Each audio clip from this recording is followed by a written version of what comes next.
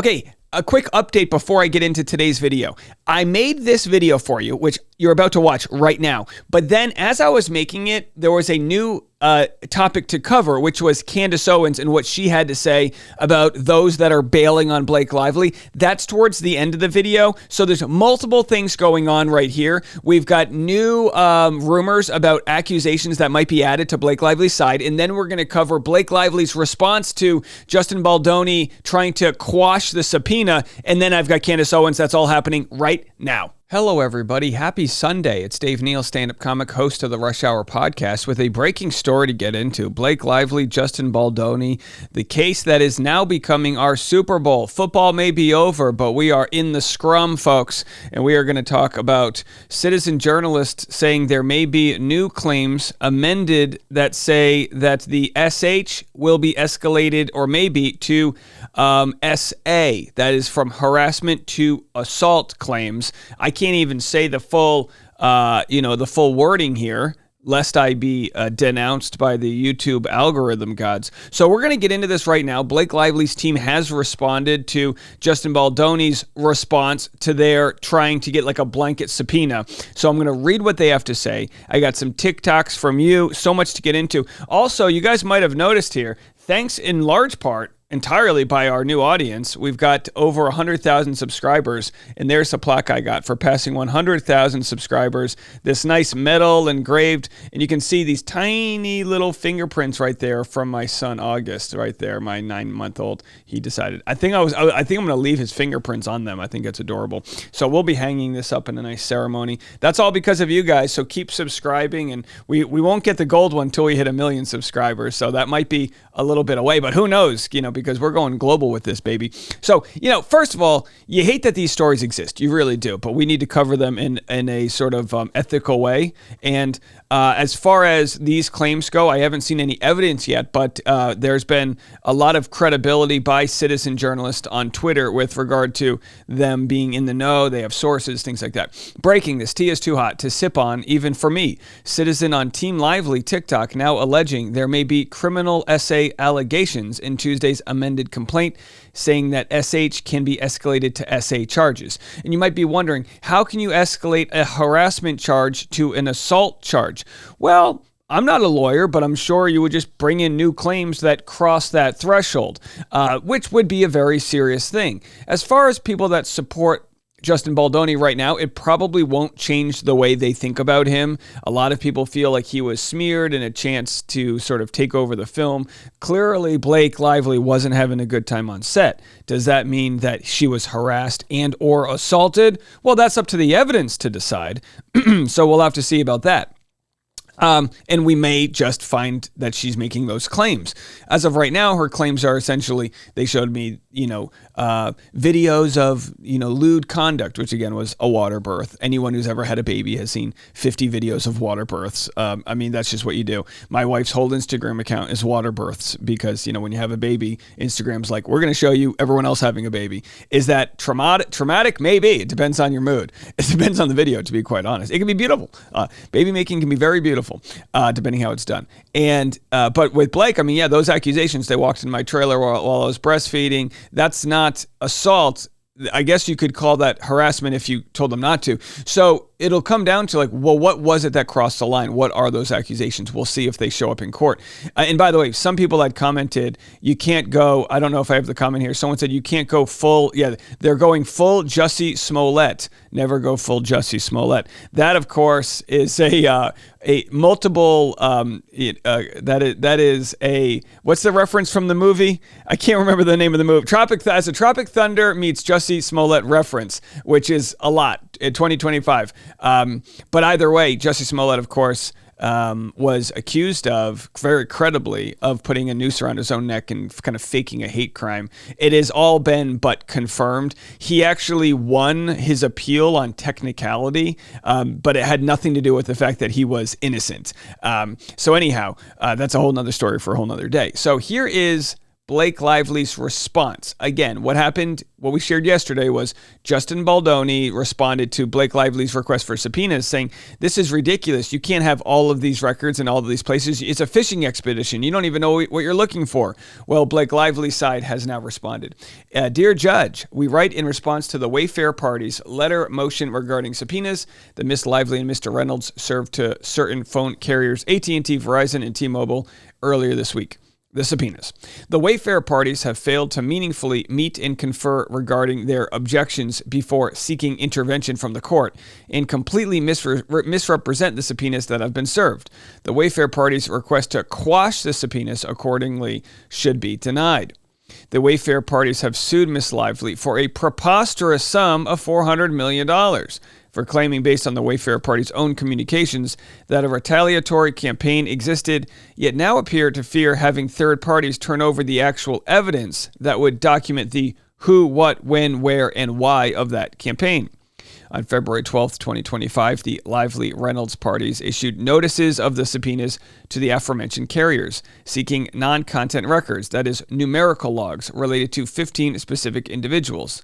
So they're seeking numerical logs. Does that mean there won't be photos and things like that? That's more, as far as I'm concerned, that takes away the sort of nefarious smearing of non-pertinent information.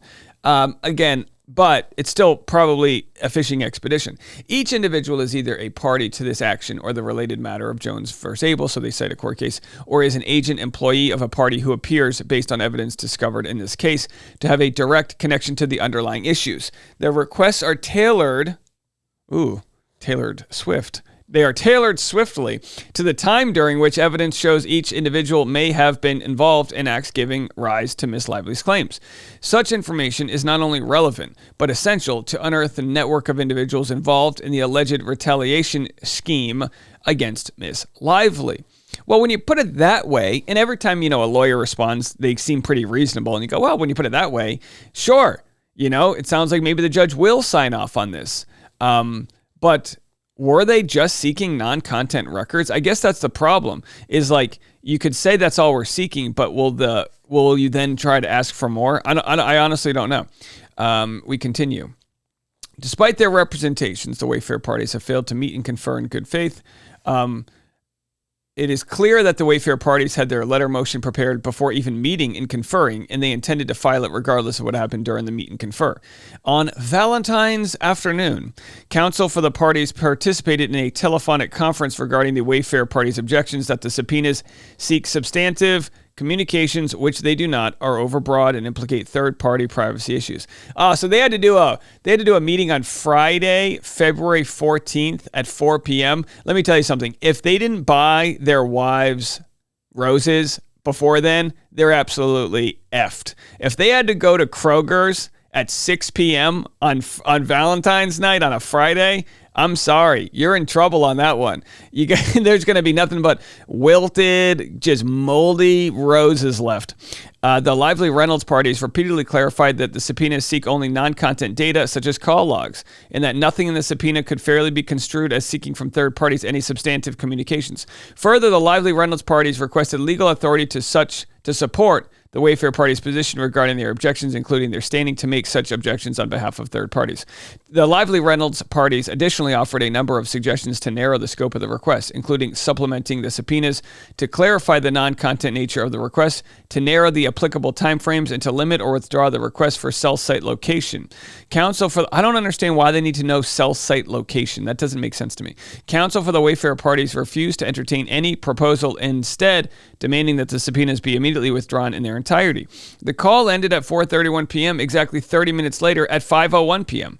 Counsel for the Lively Reynolds parties emailed opposing counsel, reiterating the request for legal authority to support the Wayfair parties' position, and agreed, as officers of the court, not to access or review any produced materials until the parties completed the meet and confer process.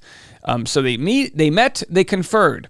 And they're claiming that the Wayfair parties didn't take any of this into consideration. The Wayfair parties provided notice for the first time that they had already served objections to the subpoenas on the carriers, which of course obviated any risk that the carriers would produce documents in advance of the compliance date or over the holiday weekend, which fabricated risk was the entire justification for burdening the court with a premature letter request rather than continuing to meet and confer process.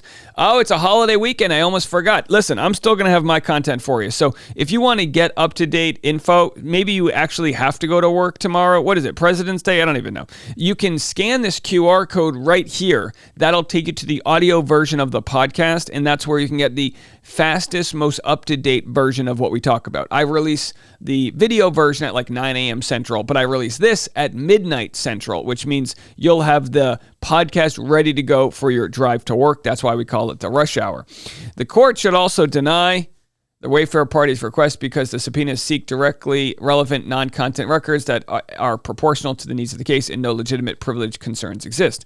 First, the subpoenas request records that are relevant and proportional to the needs of the case. SDNY case. The records bear directly on Miss Lively's claims that the Wayfair parties, oh my gosh, it goes on and on, coordinated a retaliatory campaign against her for raising concerns about misconduct on the set of the film.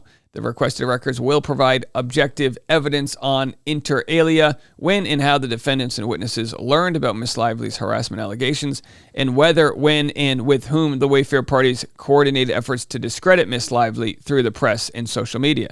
The requests are also tailored to key individuals in relevant time periods, may resolve core factual disputes, and are proportional.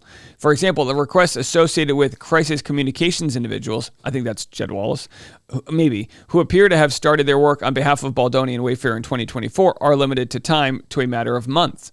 Second, the Wayfair parties misrepresent both the nature and the scope of the subpoenas, inaccurately stating that they seek spousal communications, medical information, attorney-client communications, among other things that could infringe on privilege.